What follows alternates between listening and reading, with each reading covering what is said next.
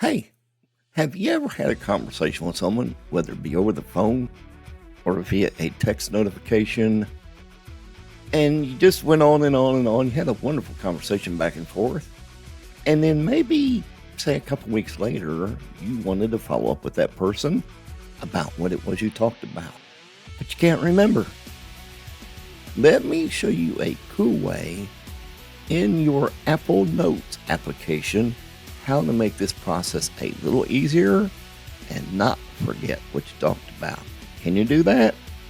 You bet you can, and I'm going to show you how to set it up right now. So I'll say I got my Apple Notes app open and ready to go at the bottom left.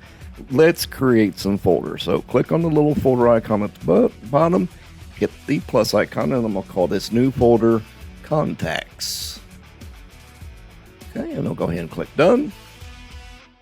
And I want to create one more folder. This one here, I want to choose to call it Follow-Ups. And we'll make this one a smart folder, and you'll see why and how this makes sense.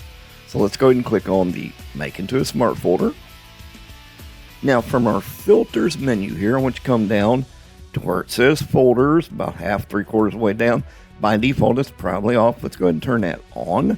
And I want to choose to include selected folders, right? What folder do I want to target? I only want to target that new one we just created, which is called Contacts. So select folders. I will choose my Contacts folder. And then the next thing I want to do, one more thing here. I want to create another filter down below, about halfway where it says Checklist.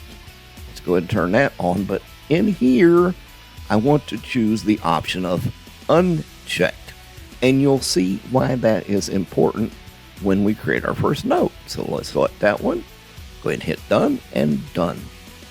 All right, so we got our two folders created. We got our contacts as well as the follow-ups folder.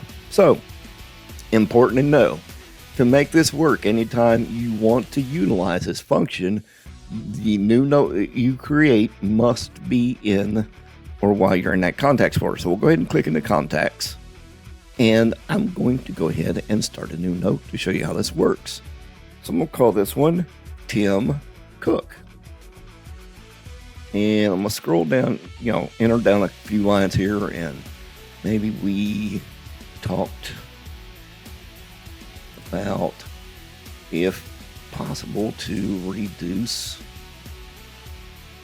the price of the Pro Vision.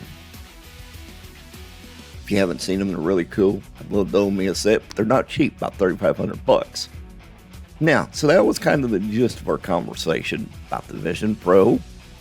But up above it, I want to be able to follow up with Tim on this, right? So at the very top in your formatting bar, right next to the double A's, go ahead and click on your checklist icon.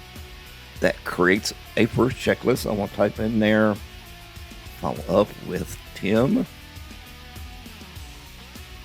to see if they could get the price reduced. And I'm going to call him back, say, maybe April 2nd.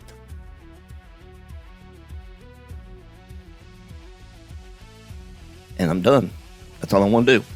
Now, by default, okay, because any iOS app is smart enough to know that when you use a date, it's going to give you some options. So if you actually click on that, this is another handy little feature, click on the date. Now, you can see I've got the option to create an event, create a reminder, show in calendar. So I want to go ahead and create an event. And I'm going to say, call Tim Cook. What I want to do, it's not an all-day event. I want to be able to choose a specific time. So I'll go ahead and let's say maybe 1 o'clock. That'll give him time to eat lunch. I want to scroll down here and choose the correct calendar. So for this one, be my home calendar. Doesn't need to repeat, but I do want to alert about it. So maybe an hour. Sounds about right. Go ahead and click Add, and we're all done. Now, to show you this work, let's go ahead and go back to your folders tree. You can now see in my follow-ups folder, there's my note about calling Tim Cook. But more importantly, if I close out this and let's go ahead and bring up my calendar, and there it is in my calendar, call Tim Cook on April the 2nd. So go ahead and tap on the event. Of course, that brings up the event details. And I've already set my reminder and all ready to go. So go ahead and close out of my calendar and let's go back into our notes application. All right, so let's say, presumably, that I've talked to Tim about that very thing. So I'm going to go back into my follow-ups, right? So let's say I've already called him and we've talked about that. I'm going to go ahead and put a little tick mark in the checklist so that when I go back into my follow-ups folder, you'll notice the count is now 0. I still have the note. So if we have more conversations, I can obviously keep on going with those below.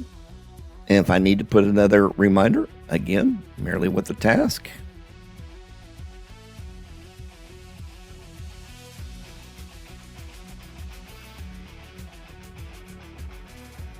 I put one in there about checking with him about what's coming up with the new iPhone series. I'm kind of curious about it.